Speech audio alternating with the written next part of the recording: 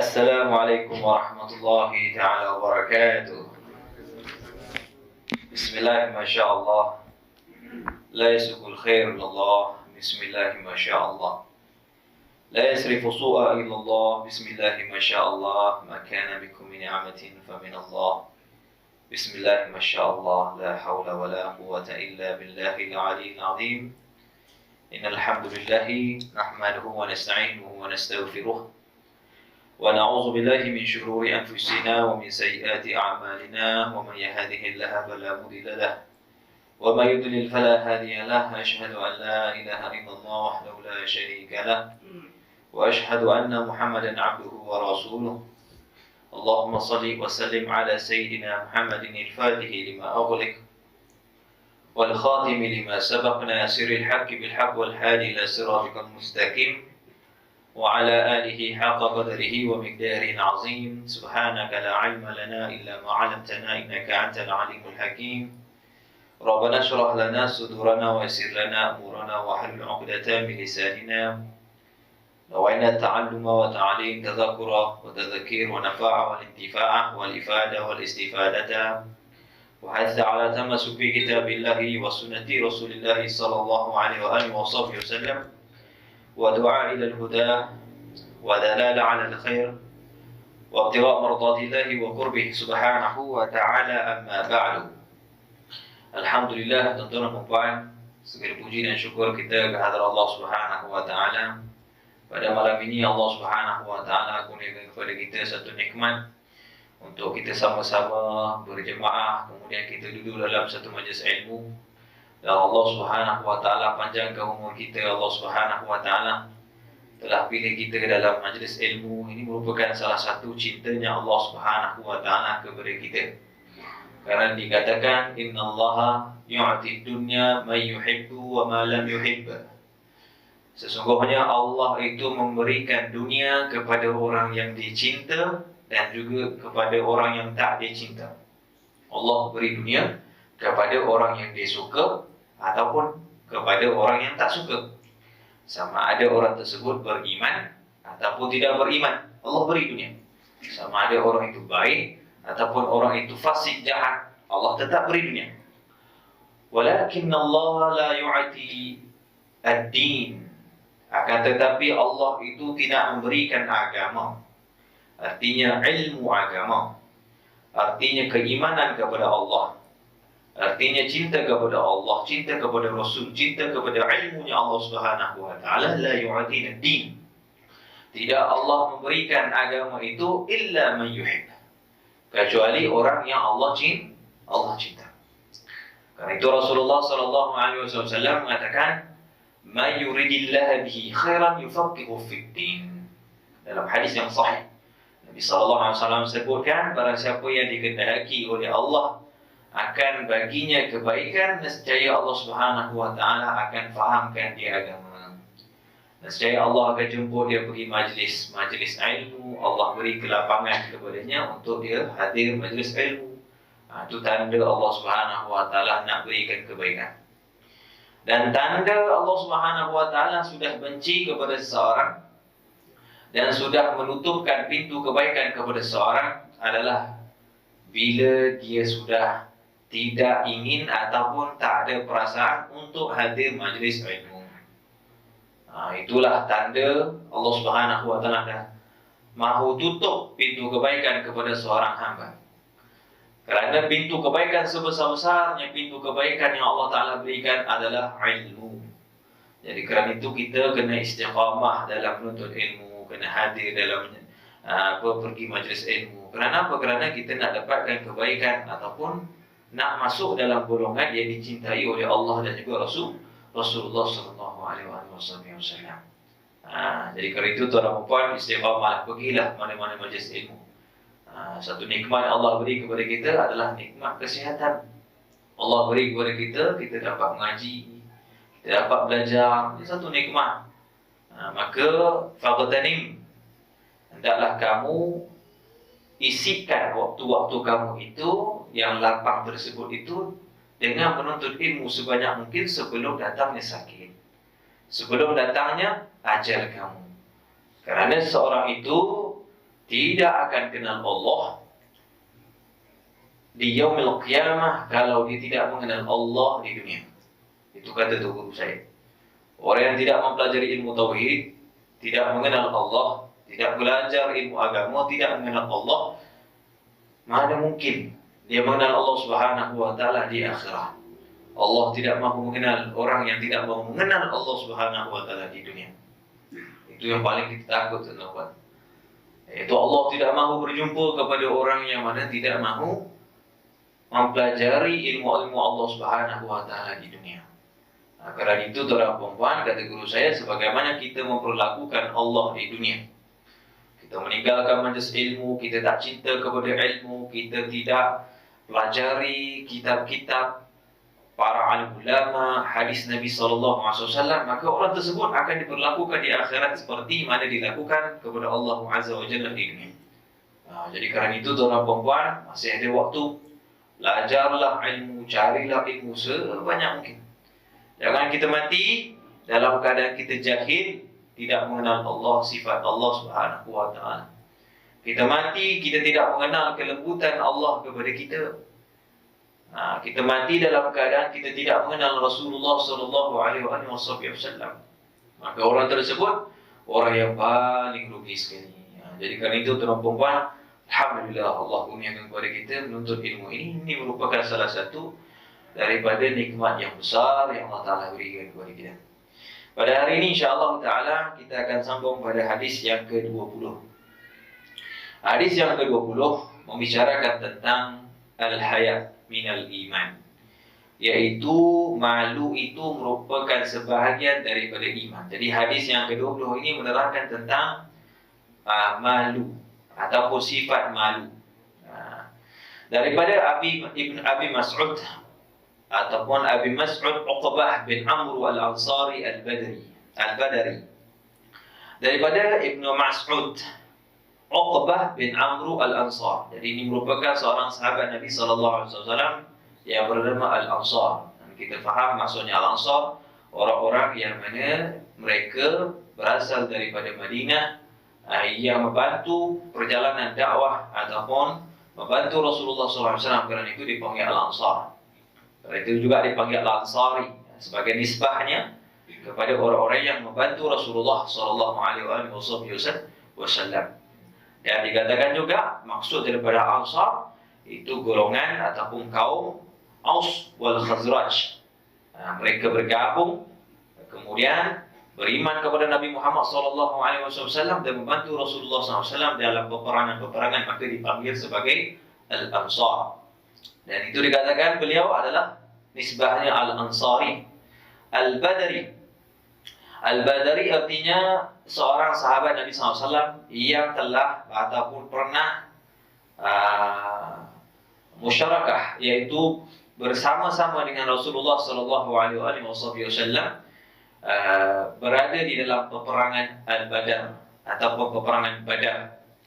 Kerana itu digelarkan sebagai Al-Badri, yaitu sahabat Nabi sallallahu alaihi wasallam di antaranya yang berperang dengan Rasulullah sallallahu alaihi wasallam bersama-sama mengalahkan umat orang kafir Quraisy ketika peperangan Badar. Kerana itu beliau ini digelarkan sebagai Al-Badri. Itu dikatakan kerana itu beliau ini merupakan orang-orang ataupun sahabat Nabi sallallahu alaihi wasallam yang telah masuk di dalam peperangan Badar. Wa dzakara ulama, dan setengah daripada ulama mengatakan bahawasanya para ulama mengatakan orang-orang yang kalau nak ingin doa mereka ini mustajab, maka disebut ataupun berdoa dengan menyebut nama para ahli Badar. Kerana itu disebutkan oleh ulama, dzakara ulama anna du'a inda dzikruhum mustajab. Setengah para ulama mengatakan kalau kita nak berdoa, maka berdoa menyebutkan dengan ahli Badar, orang-orang yang berperang ketika perang-perangan Badar, yaitu 313 sahabat Nabi sallallahu alaihi wasallam yang masuk di dalam peperangan Badar. Maka kalau kita berdoa dengan sebut-sebut nama mereka, sangat-sangat mustajab setengah para ulama. Waqad jaraba dzalika, dan sesungguhnya kata musannif ataupun al-Imam Al-Jurdani, beliau mengatakan dalam syarahnya, aku pun dah cuba sangat-sangat mustajab. Jadi kena cubalah. Malam yaduk lam yadri, orang yang tak pernah cuba mana dia tahu, kan? Jadi kalau kita dah ajar, setengah para ulama mengatakan kalau disebut nama-nama ahli badar, insya-Allah taala itu barakah dan juga mustajab. Kalau itu ada satu qasidah tu, tawassalna bi bismillah, kan, bi ahli badri ya Allah, kami bertawassul dengan ahli badar. Artinya bukan minta pertolongan mereka, akan tetapi kita meminta pertolongan Allah bibarakatihim, dengan keberkatan mereka. Kita bertawassul dengan mereka, artinya mengambil keberkatan yang Allah telah berikan kepada mereka dengan sebut nama mereka. Jadi insya-Allah boleh mustajab doa. Jadi ini di antara sahabat Nabi sallallahu alaihi wasallam yang mana merupakan seorang ashabul badar ataupun orang yang pernah join dengan Nabi sallallahu alaihi wasallam peperangan Badar. Karena itu beliau digelarkan sebagai seorang al-badari. Al-badari. Itu dikatakan setengah para ulama. Tetapi ada juga para alim ulama mengatakan berkhilaf lah. Dan ini jumhur ulama mengatakan bahwasanya Uqbah itu tidak pernah masuk di dalam peperangan Badar. Wa inama nusiba ila al-Badar li'annahu sakanwa. Tetapi para ulama berselisih pendapatlah. Ustaz sebut saja kerana ini ilmiah. Kita sebutkan saja. Jadi setengah para ulama dan jumhur ulama mengatakan dia bukan sahabat yang pergi peperangan Badar. Pendapat pertama kata dia ahli Badar ataupun sahabat yang pergi berperang Badar. Tapi jumhur, maksud jumhur kebanyakan para ulama itu mengatakan kerana dia pernah duduk ataupun dia duduk di tempat peperangan Badar. Kerana itu beliau digeralkan sebagai al-badari. Itu dikatakan setengah para ulama. Baik. Itu dikatakan setengah para ulama. Ini meriwayatkan hadis ini siapa? Yaitu Abi Mas'ud Uqbah bin Amr al-Ansari al-Badari radhiyallahu taala anhu. Jadi dikatakan sunnah untuk kita meletakkan radhiyallahu taala anhu kepada para sahabat-sahabat Nabi sallallahu alaihi wasallam. Kerana Allah pun dah mengisytiharkan radhiyallahu taala anhu. Allah pun redha ke atas mereka. Jadi ada ayat yang Allah redha ke atas mereka, maka kita sebutkan radhiyallahu taala anhu. Itu dikatakan. Qala, maka dia berkata, Uqbah bin Amr ini berkata, Qala Rasulullah sallallahu alaihi wasallam, Rasulullah sallallahu alaihi wasallam telah bersabda, Inna mimman adraka an-nas min kalam nubuwah al-ula, idza lam tastahi fasna' ma syi'ta. Rawahul Bukhari. Nabi sallallahu alaihi wasallam mengatakan sesungguhnya umat manusia telah mengetahui daripada kalam-kalam ataupun kata-kata para nabi. Kata para nabi yang pertama, idza lam tastahi fasna' ma syi'ta. Jadi dalam hadis ini kata Nabi sallallahu alaihi wasallam, artinya sudah mafhum, sudah diketahui, artinya para nabi terdahulu pun pernah menasihatkan kepada umat mereka.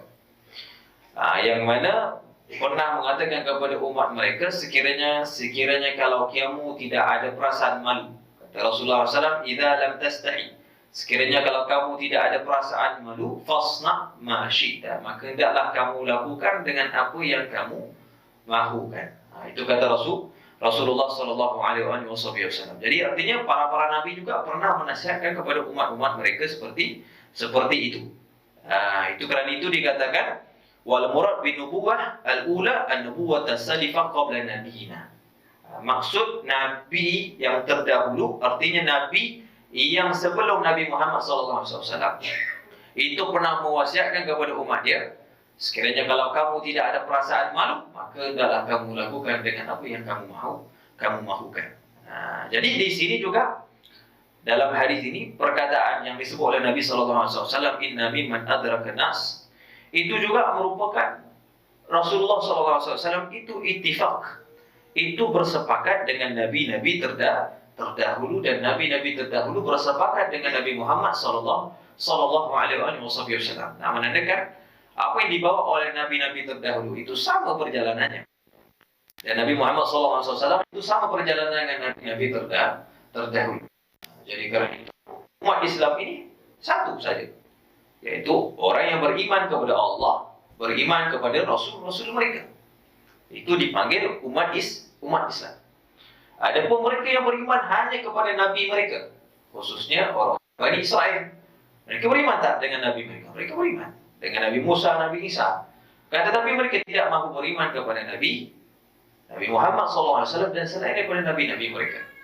Maka mereka bukanlah orang Islam yang sebenar. Sebagaimana mereka mengatakan mereka adalah umat yang sebenarnya, adalah orang yang beriman kepada Allah, sedangkan mereka tidak beriman kepada Allah Subhanahu wa Ta'ala. Jadi dalam hadis ini kata Nabi SAW, "Idza lam tastahi," sekiranya kalau kamu tidak ada perasaan malu. Apa itu malu? Saudara perempuan pernah dengar tak apakah definisi ataupun ta'arif malu itu? Dari segi bahasa mengatakan malu itu inqibat wa khasyah yajhaduha al-insan min nafsihi 'indama yatla' minhu 'ala qabih. Dari segi bahasa malu itu adalah sesuatu yang menakutkan manusia, yang sekiranya timbul daripada diri mereka sesuatu perkara yang buruk. Jadi itu malu. Jadi orang ni malu kenapa? Kerana kalau takut ada sesuatu yang timbul daripada sesuatu yang buruk di sisi dia lah. Di sisinya merasakan benda itu buruk, maka dia akan ada datang perasaan malu. Itu dari segi bahasa. Dari segi istilah, malu itu khalqu yub'athu ala tarkil qabih wa fi'lil malih. Yaitu dari segi istilah, malu itu adalah satu akhlak. Jadi kena ingat, malu ini sebenarnya adalah sifat akhlak manusia. Jadi kerana itu tuan perempuan, malu ini merupakan akhlak yang baik. Kerana itu disebutkan dalam istilah khalqu yub'athu ala tarkil qabih. Malu itu adalah salah satu akhlak yang mana dibangkitkan untuk meninggalkan sesuatu yang buruk ataupun yang jahat ataupun yang tidak baik. Jadi malu ni tuan perempuan, subhanallah, dia sangat-sangat bagus. Artinya orang yang mempunyai sifat malu, maka dia akan meninggalkan sesuatu yang buruk, sesuatu yang tidak baik untuk dirinya dan juga orang-orang lain. Itu dimaksudkan maknanya malu. Jadi dalam hadis ini Rasulullah SAW mengatakan, sekiranya kalau kamu tidak ada mempunyai perasaan malu, maka hendaklah kamu melakukan dengan apa yang kamu mahukan. Dalam hadis ini, kalau kita tengok, Rasulullah SAW mengatakan dengan kata-kata perintah, fasna, maka hendaklah kamu lakukan.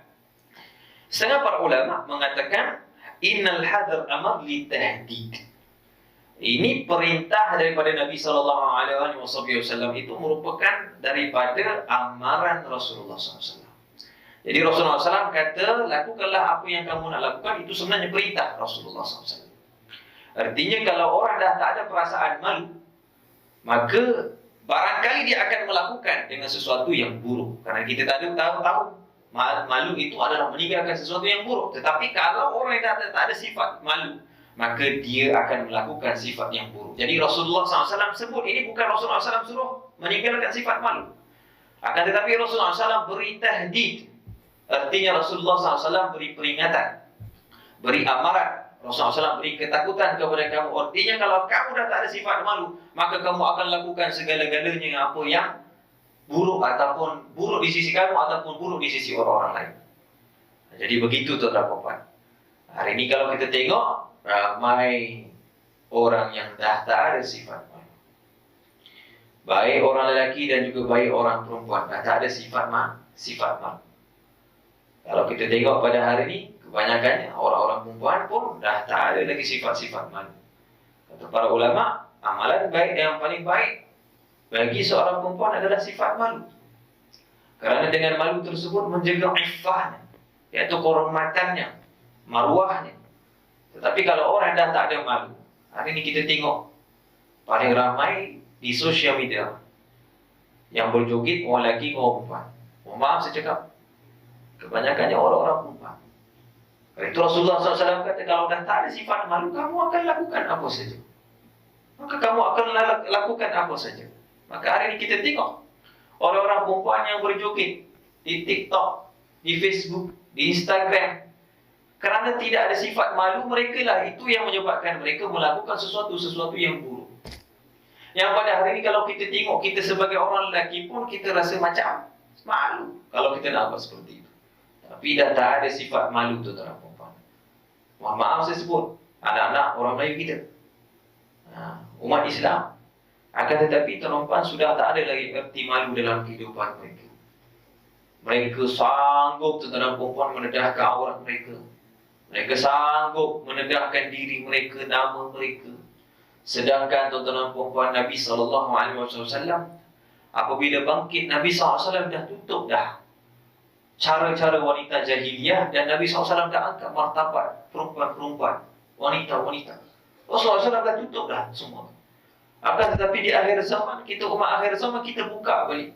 Bermaknanya sebenarnya kita telah mengkhianati perjuangan Rasulullah SAW, yang mana Rasulullah SAW mengangkat martabat seorang wanita.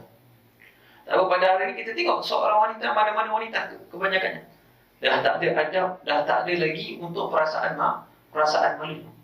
Dia boleh berjoget, dia boleh berlompat-lompat.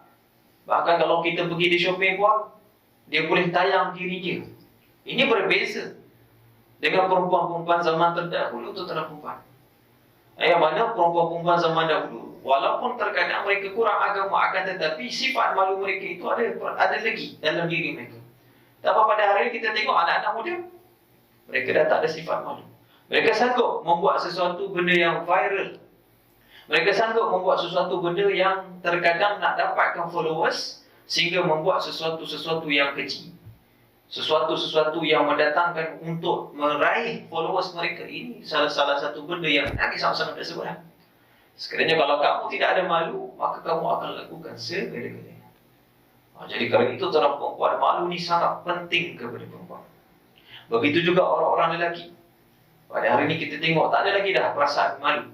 Tak ada lagi dah rasa untuk menjaga aib ataupun menjaga keturunan ataupun nasab keluarganya.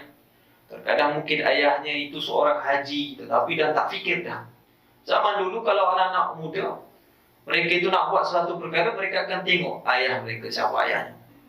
Lalu kalau buat perangai tak pelik-pelik, perangai benda yang tak elok. Akan tetapi tuan-tuan perempuan, pada hari ini kita tengok tak ada lagi dah perasaan sifat malu kepada anak-anak muda. Jadi ini sangat-sangat berbahaya tuan-tuan perempuan. Dan itu Rasulullah SAW beri tahdid, beri peringatan, bahwasanya malu ini sangat-sangat penting. Sehingga Rasulullah SAW mengatakan al-haya'u khairu kullih. Kata Nabi SAW, al-haya', sifat malu itu adalah kebaikan segala-galanya. Dengan sifat malu akan timbul segala perbuatan kebaikan. Kerana itu Rasulullah SAW itu tuan-tuan dia mempunyai sifat malu. Dan juga para sahabat Nabi SAW itu mempunyai sifat malu. Maka timbul kebaikan-kebaikan dalam diri mereka. Tetapi kalau orang yang tak ada sifat malu, maka dia tidak dapat kebaikan-kebaikan tersebut. Dia tidak akan timbulkan kebaikan-kebaikan tersebut. Itu Rasulullah SAW tuan-tuan perempuan di antaranya ada mempunyai sifat-sifat malu. Sehingga Rasulullah SAW tuan-tuan perempuan di antara para sahabat Nabi SAW, di antaranya Sayyidina Utsman bin Affan, digelarkan seorang yang sangat-sangat pemalu. Pada satu ketika Sayyidina Abu Bakar radhiyallahu anhu itu datang kepada rumah Rasulullah SAW. Dan ketika itu Rasulullah SAW sedang berbaring tuan-tuan. Rasulullah SAW sedang baring. Dan dikatakan dalam riwayat ternampak sedikit betisnya Rasulullah SAW. Kemudian Rasulullah SAW hanya berbaring, tak tukar tempat duduknya. Rasulullah SAW masih baring. Kemudian datangilah Sayyidina Umar Al-Khattab masuk. Begitu juga Rasulullah SAW lakukan tuan-tuan perempuan. Tapi apabila yang ketuk kali ketiga tersebut nak masuk dalam rumah tersebut, Sayyidina Aisyah radhiyallahu anha nak buka. Maka kata Sayyidina Aisyah, ya Rasulullah, Utsman datang.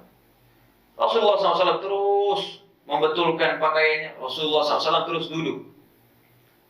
Kemudian menyambut Sayyidina Utsman radhiyallahu anhu. Maka setelah sahabat-sahabat ini pulang, habis daripada bertamu, dengan Rasulullah SAW, maka Sayyidina Aisyah tanya kepada Rasulullah SAW, "Ya Rasulullah, kenapa aku lihat ketika Abu Bakar, ayahku datang tadi, ketika itu engkau masih lagi baring, kau masih lagi belum membetulkan pakaianmu, dan begitu juga sahabatmu Umar. Akan tetapi apabila datang sahabatmu yaitu Utsman, kau terus membetulkan pakaianmu." Kata Rasulullah SAW, "Sesungguhnya Utsman itu orang yang sangat-sangat pemalu. Dan sekiranya kalau dia tahu aku dalam keadaan berbaring, dia tidak akan masuk dalam rumah kecuali aku dalam keadaan bersedia. Dan sesungguhnya juga Utsman tersebut merupakan orang yang sangat-sangat dimalui oleh para malaikat." Jadi para malaikat itu sangat malu. Sehingga Rasulullah SAW mengatakan, kalau para malaikat malu kepadanya, maka kenapa tidak aku malu kepada Sayyidina Utsman bin Affan. Jadi begitu. Orang yang mempunyai sifat malu itu, subhanallah, kebaikan itu akan datang kepadanya. Apa-apa pun, segenap penjuru akan datang kepadanya. Orang yang mempunyai sifat malu. Karena itu Rasulullah SAW mengatakan, "Al-haya'u khairu kulli." Bahwasanya malu itu merupakan kebaikan yang segala-galanya. Itu yang dikatakan oleh Rasulullah SAW. Dalam riwayat lain Nabi SAW mengatakan, "Al-haya'u la ya'ti illa bi khair." Bahwasanya malu itu, kata Rasulullah SAW, itu tidak akan datang kecuali mendatangkan kebaikan. Jadi kerana itu dalam perempuan sifat malu ini sangat-sangat penting. Bukan pada orang perempuan saja, bahkan orang lelaki juga perlu ada sifat malu. Perlu kita jadikan diri kita itu bila bercakap tidak terlalu meninggikan suara. Kena ada sifat malu. Kita kena tengok, kena tunjukkan. Sifat orang mukmin itu adalah sifat malu mereka. Jadi apabila seorang yang sentiasa memelihara, ada marwahnya, ada rasa sifat malu, maka dia tidak akan bercakap dengan benda-benda yang tak baik.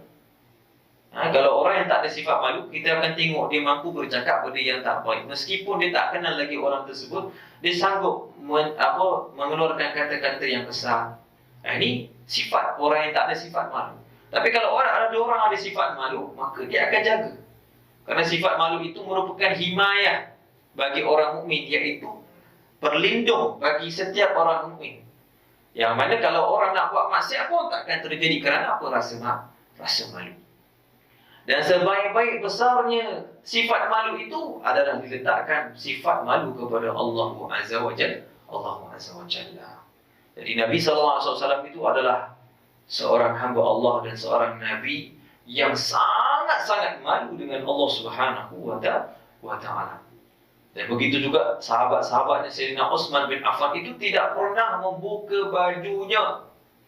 Dan juga Sayyidina Ali Kamarwajhan itu tidak pernah melihat, hatta kemaluannya pun tidak pernah melihat. Karena itu setengah itu dikatakan Sayyidina Ali itu digelarkan sebagai karamallahu wajhan. Allah telah memuliakan wajahnya. Itu setengah pendapat mengatakan Sayyidina Ali itu digelarkan Allah telah memuliakan wajahnya. Karena apa? Kerana ada perasaan malu. Allah itu melihat. Karena itu Sayyidina Utsman bin Affan itu tidak pernah mandi dalam keadaan bertelanjang. Jadi sifat malu itu perlu ada pada seorang mukmin. Terutamanya malu kita dengan Allah Subhanahu wa Ta'ala. Ini tidak. Tapi bila kita bersendirian, kita sudah melupakan sifat malu kita terhadap Allah Subhanahu wa Ta'ala. Yang pentingnya kita adalah malu dengan Allah Subhanahu wa Ta'ala. Dalam satu riwayat, Nabi SAW pernah mengupah seorang lelaki untuk menjaga kambing-kambing. Jadi satu hari Rasulullah SAW melihat kambing-kambing tersebut. Ketika itu seorang lelaki tersebut dia tidak pakai baju. Tidak pakai baju. Maka Rasulullah SAW itu menegur lelaki tersebut. Dan Rasulullah SAW mengatakan, "Kam laka 'indana min ajrika." Berapa yang telah kami upahkan kepada engkau? Seolah Rasulullah SAW menyoalkan, bukankah Rasulullah SAW suruh jaga kambing? Bukankah Rasulullah SAW suruh jaga kambing? Artinya jaga seluruh daripada adab-adab juga. Jangan dalam keadaan tidak senonoh. Maka seorang lelaki tersebut dia kata apa? Dia kata, "Ya Rasulullah, alam ahsan ri'ayah wal wilayah." Ya Rasulullah, bukankah aku ni dah jaga baik dah? Bukankah aku ni dah jaga baik dah kambing-kambing yang diamanatkan kepada aku itu. Maka kata Rasulullah SAW, dalam keadaan tengok lelaki tersebut tidak senonohnya pakaiannya, maka Rasulullah SAW mengatakan, inni la uhibbu an yakuna fiha ma la yastahi min Allah azza wa jalla idza khala. Kata Rasulullah SAW, sesungguhnya aku sangat-sangat tak suka kepada orang yang tidak ada perasaan malu dengan Allah azza wa jalla apabila dia bersendirian. Artinya perlu juga jaga malu kita dengan Allah Subhanahu wa taala, khususnya aurat kita dan sebagainya.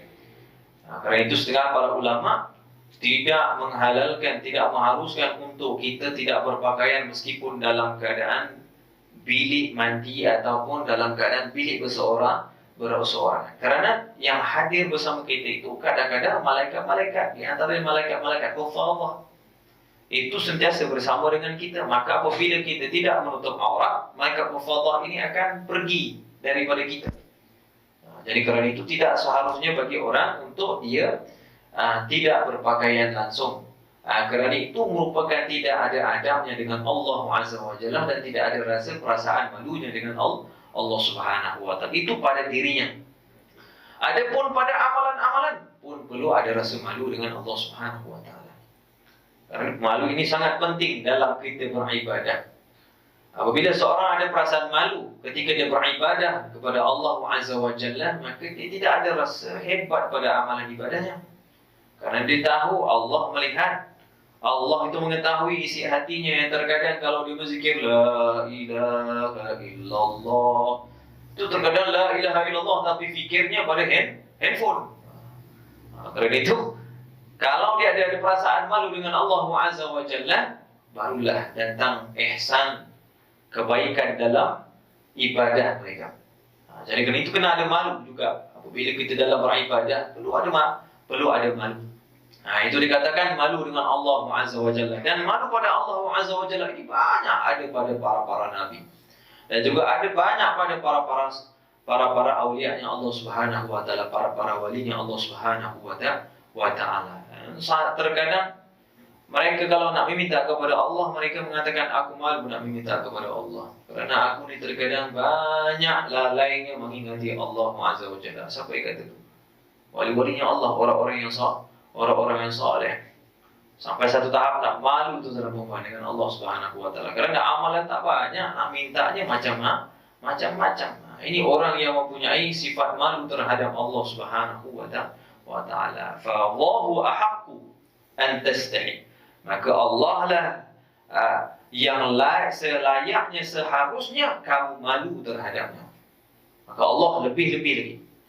Kalau kita tengok orang-orang ahli dunia, mereka itu hanya malu terkadang dengan manusia, tetapi tidak ada malu dengan Allah Subhanahu wa taala. Sedangkan Allah itu yang mencipta kita, Allah itu memberi nikmat kepada kita, Allah itu melihat segenap perbuatan kita, maka lebih patut kita malu berbanding dengan makhluk. Jadi itu kata Rasulullah SAW, aku tak suka kepada orang itu tidak ada perasaan malu ketika dia tatkala bersendirian. Itu dikatakan. Dan setengah para ulama mengatakan daripada alamat malu itu alla yakhafu syakhs ghairullah. Di antaranya alamat-alamat orang yang ada malu, ada sifat malu, iaitu dia tidak takut kepada sesiapa pun kecuali Allah Azza wa Jalla. Itu setengah para ulama mengatakan bahawasanya orang-orang yang mempunyai sifat malu, dia tidak ada rasa takut dengan selain daripada Allah. Hanya Allah Subhanahu wa taala itu saja yang hanya yang ditakut. Jadi Rasulullah SAW mengatakan, Fa'iza lam tastahi, sekiranya kalau kamu tidak ada perasaan malu, maka kamu boleh melakukan dengan apa yang kamu lakukan. Artinya Rasulullah SAW memberi peringatan. Apabila kamu sudah tak ada sifat malu, mungkin kamu akan melakukan maksiat kepada Allah. Mungkin kamu akan melakukan akhlak-akhlak yang tidak baik. Dan sifat malu ini sangat-sangatlah penting untuk dalam perempuan. Jadi kerana itu Rasulullah SAW juga pernah mewasiatkan kepada para sahabat Nabi Sallallahu Alaihi Wasallam yang seharusnya kita ada perasaan malu dengan Allah. Rasulullah SAW mengatakan, istahyu minallahi haqqal haya. Hendaklah kamu benar-benar malu dengan Allah Subhanahu wa Ta'ala dengan sebenar-benarnya. Wa warada dzalika mararan. Maka Rasulullah SAW ulang banyak. Malu dengan Allah. Maka para sahabat Nabi sallallahu alaihi wasallam mengatakan, "Inna lanastahi ya Nabi Allah walhamdulillah." Ya Rasulullah, sesungguhnya kami ini orang yang malu dengan Allah Subhanahu wa Ta'ala. Alhamdulillah, segala puji bagi Allah. Jadi mereka kata kepada Rasulullah SAW, kami dah malu kepada Allah Subhanahu wa Ta'ala. Maka kata Nabi sallallahu alaihi wasallam, "Laisa zalik." Bukan itu yang sebenar malunya kepada Allah Subhanahu wa Ta'ala. Walakin istihya, akan tetapi malu kepada Allah Subhanahu wa Ta'ala dengan sebenar-benarnya, an tahfaz ra'sa wa ma wa'a, yaitu kamu menjaga kepala kamu, diri kamu dengan apa yang Allah Subhanahu wa Ta'ala suruh kamu jaga. Artinya jaga penglihatan kamu, artinya jaga mulut kamu. Apabila kamu berbicara, kamu kena malu dengan Allah. Allah melihat kamu, Allah mendengar. Artinya jaga telinga kamu. Allah Subhanahu wa Ta'ala mengetahui apa yang kamu dengar. Itu dikatakan Rasulullah sallallahu alaihi wasallam. Dan juga malu yang sebenar kata Rasulullah SAW, malu dengan Allah. Wal batn wa ma hawa. Dan kamu jaga perut kamu dengan sesuatu yang diingini oleh perut kamu. Artinya malu dengan Allah. Kamu tidak mau makan dengan sesuatu yang Allah murka. Jangan kamu makan dengan sesuatu yang Allah Subhanahu wa Ta'ala larang, khususnya benda yang haram. Itu pun dikatakan malu dengan Allah Subhanahu wa Ta'ala. Itu malu yang sebenar. Bukan sekadar mengatakan, "Oh, saya malu dengan Allah Subhanahu wa Ta'ala." Tapi macam mana makanan kamu? Kalau kamu tak jaga makanan kamu, bermakna kamu tidak malu dengan Allah Subhanahu wa Ta'ala. Kalau kamu masih lagi makan benda-benda yang syubhat, benda yang kamu tidak pasti benda itu adalah haram ataupun halal, maka sebenarnya kamu tidak ada malu dengan Allah. Maka kata Nabi SAW, orang yang menjaga perutnya itu adalah orang yang benar malu. Wa anta dzukura al-mauta wal bala faman fa'ala dzalika faqad istahya min Allah haqqal haya.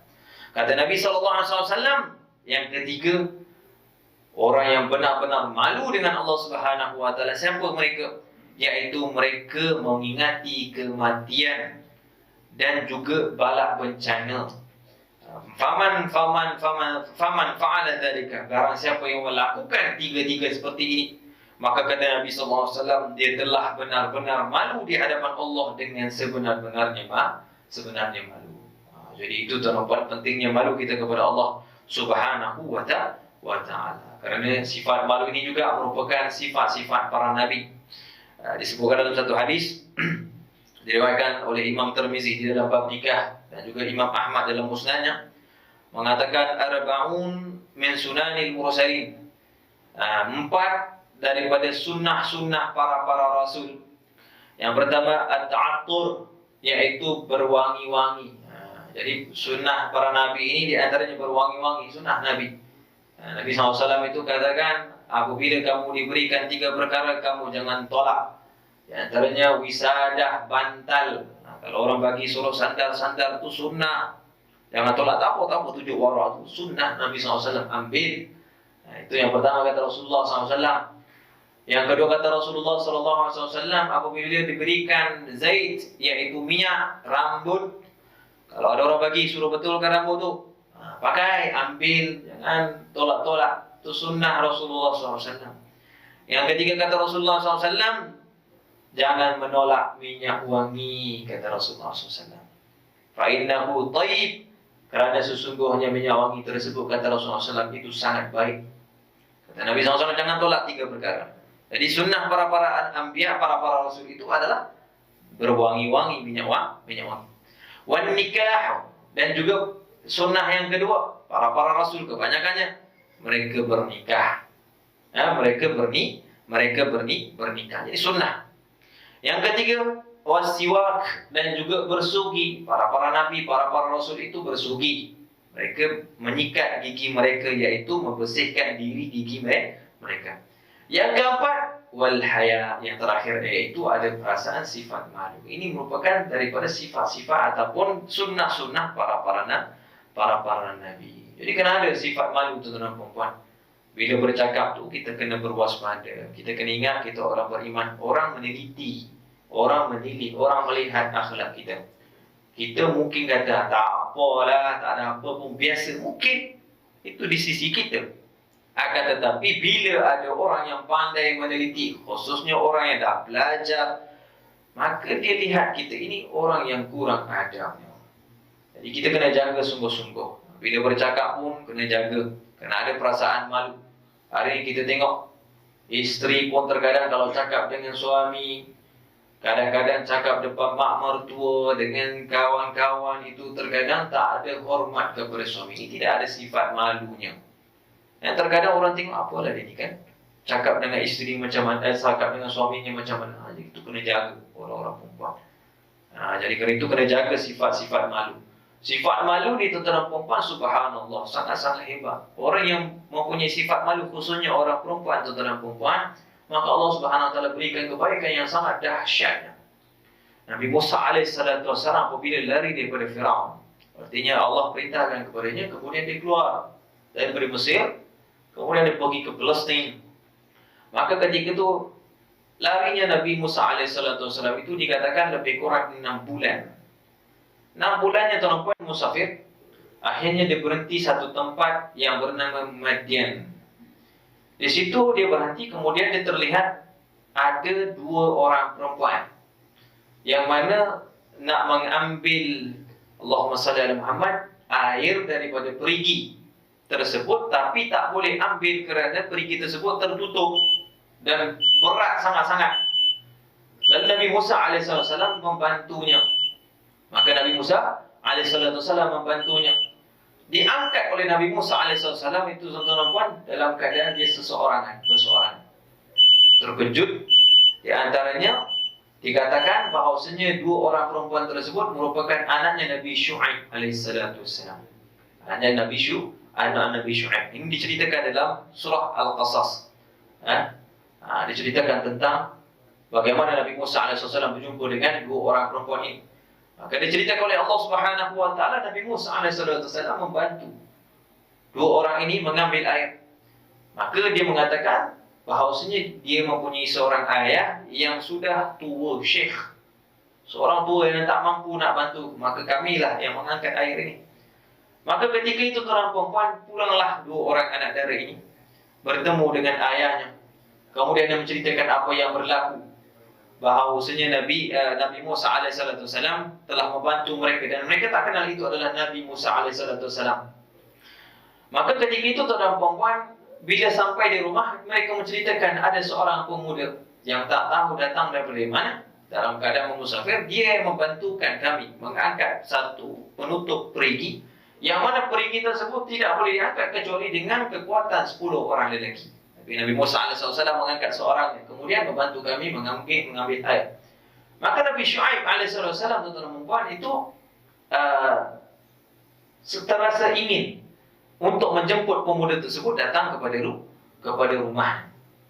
Maka apabila disuruh oleh Nabi Syu'aib alaihissalam kepada seorang anak perempuannya, tuan-tuan perempuan, maka ketika itu dikatakan perempuan tersebut bernama Safura. Safar ataupun Safura, iaitu isterinya Nabi Musa alaihissalam. Jadi apabila dia sampai kepada Nabi Musa alaihissalam, maka dia menjemput Nabi Musa alaihissalam pulang ke rumah untuk bertemu dengan ayahnya, iaitu Nabi Syu'aib alaihissalam. Akan tetapi di dalam Al-Quran Allah menceritakan bagaimana sifat malunya Safura itu tersebut, tuan-tuan perempuan, apabila dia datang kepada Nabi Musa alaihissalam itu dalam keadaan sangat-sangat malu, sehingga dikatakan oleh Allah jalannya itu berkepit-kepit, artinya sangat-sangat malu. Itu sifat perempuan yang sejati. Yang kita boleh ajar, yang kita boleh ajarkan dan juga pelajari, yang Allah Taala telah ceritakan di dalam Al-Quran. Maka ketika itu dijemput Nabi Musa alaihissalam. Maka Nabi Musa alaihissalam pun menyambut pelawaan tersebut. Maka Nabi Musa alaihissalam ketika itu berjalan di belakang Safura.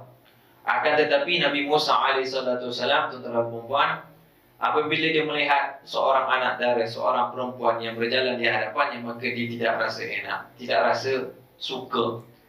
Akhirnya dia mengatakan, wahai perempuan, dia kata, boleh tak kalau biar aku yang jalan di hadapan kamu? Ada satu riwayat mengatakan kerana aku ini adalah seorang lelaki daripada orang lelaki Bani Israel, maka tidak mahu untuk berjalan di hadapan perempuan di belakang perempuan kerana tertakut melihat kepada tubuh badan perempuan. Ini waraknya Nabi Musa alaihissalatu wassalam. Maka kata Nabi Musa, kalau aku salah jalan ataupun tidak tahu jalan, maka lemparkan batu, tunjuk di sana arahnya, maka aku akan pergi. Jadi subhanallah, pergilah bertemu dengan Nabi Syuaib alaihissalatu wassalam. Maka diringkaskan cerita, Allah Subhanahu wa taala menikahkan Nabi Musa alaihissalatu wassalam itu bernikahkan dengan seorang anak perempuannya.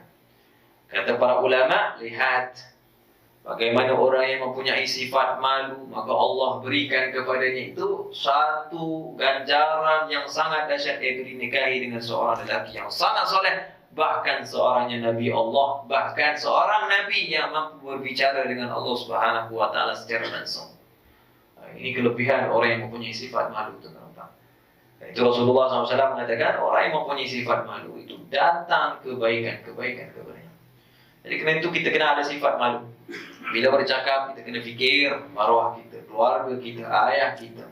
Setiap kali kita nak buat maksiat, kita kena ingat, mungkin kita ini jauh dengan Allah, kita tak boleh fikir malu di hadapan Allah, tetapi cukup sekadar kita memikirkan keluarga kita, fikirkan ayah kita, fikirkan ibu kita, fikirkan anak-anak kita. Itu dikatakan perlu ada sifat malu. Jadi kerana itu tuan perempuan, pentingnya sifat malu. Kata Fudail bin Iyad mengatakan khamsatun min alamatis syaqa, 5 tanda-tanda kemusnahan seseorang. Yang pertama al-qaswatu fil qalb.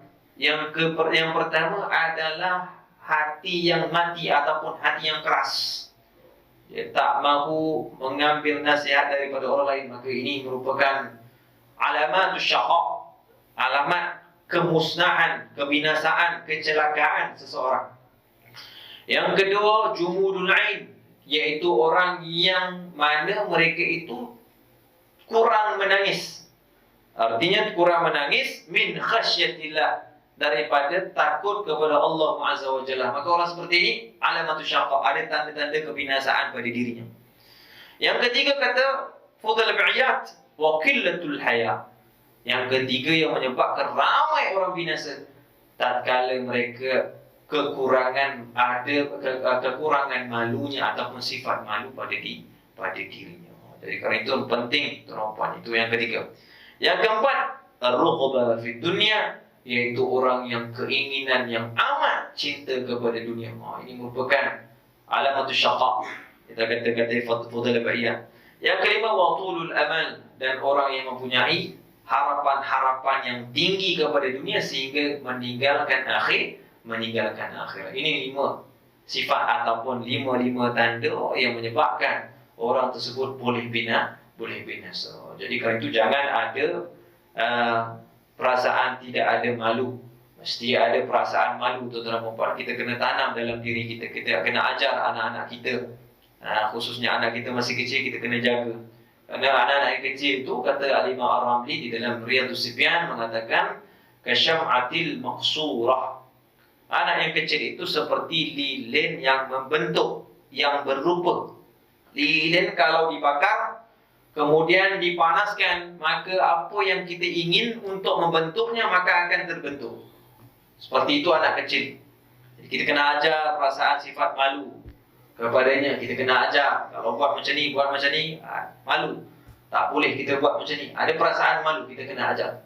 Kita tengok pada akhir zaman, ramai orang tak ada mempunyai sifat-sifat malunya. Maka ini menyebabkan mereka itu berleluasa membuka aib orang. Mereka mendedahkan aurat-aurat mereka.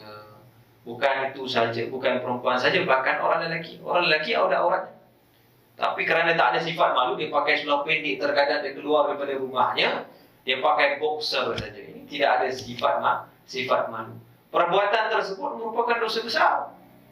Bukan dosa kecil, tuan-tuan, membuka aurat ini dosa besar.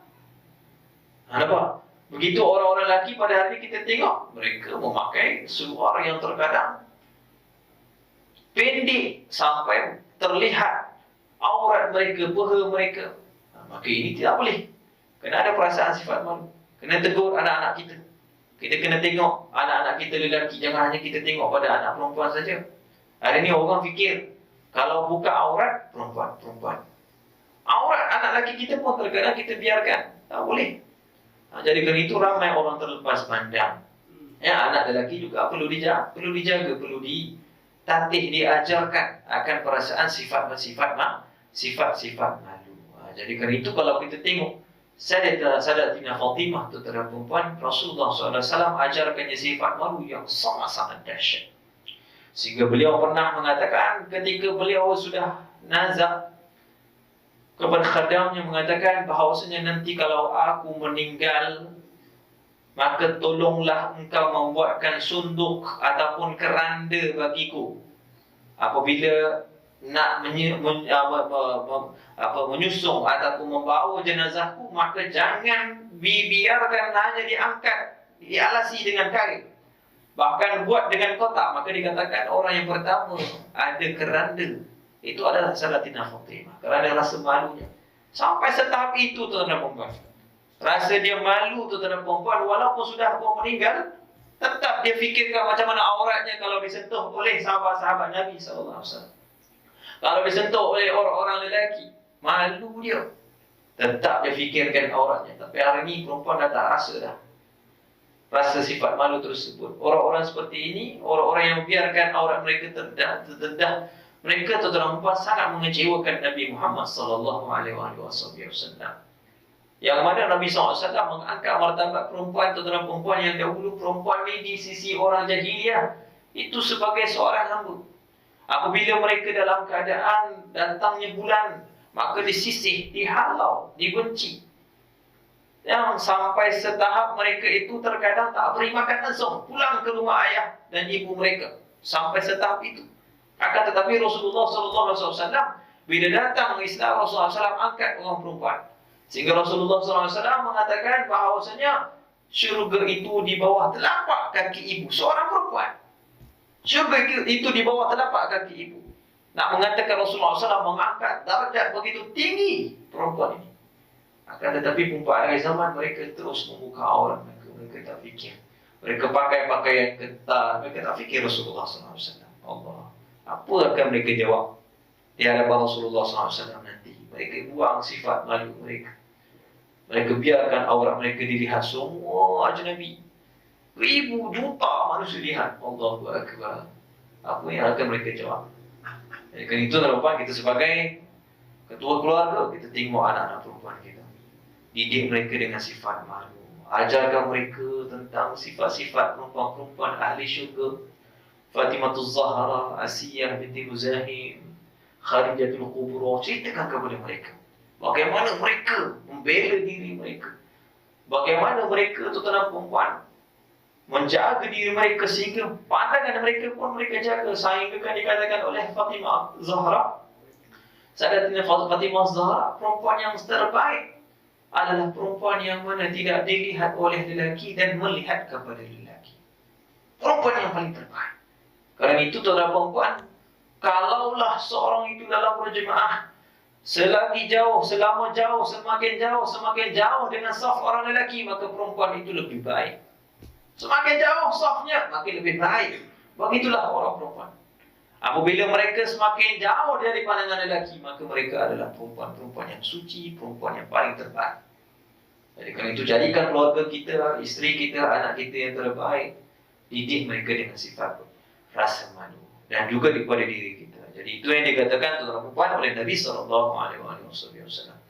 Mudah-mudahan daripada hadis yang kita pelajari ini, tuan-tuan perempuan, kita jaga sungguh-sungguhlah dengan sifat malu tersebut, kita letakkan dalam diri kita dan juga anak-anak isteri kita, insya-Allah taala.